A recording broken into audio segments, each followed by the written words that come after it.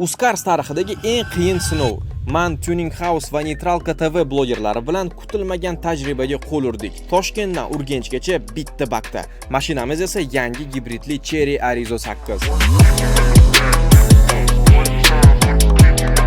Yurish zaxiramiz 1000 kilometrdan ko'proq edi, lekin savol bitta. Bu mashina bizni Urganchgacha olib bora oladimi? Har bir shahar bilan zapasimiz kamayib bordi. Jizzax, Samarqand, Navoiy, Buxoro har safar biz xavotirda edik. Yo'lda qolib ketmaymizmi? Eng qiyin paytlarda konditsionerlarni o'chirib, oynalarni ochib, sekin haydashga majbur bo'ldik. Adashmasam, bu yo'l bizni sinovdan yaxshigina o'tkazdi. Va oxiri nima bo'ldi deb o'ylaysiz? Biz Urganchgacha yetib keldik va hatto 100 kilometr zapasimiz ham qoldi. Eng kutilmagan voqea esa man Dilshod aka Tuning House va Kamran aka Neytralka TV bilan sahnaga chiqib, yangi Chery dilerlik markazining ochilishida urganchliklarni tabrikladik.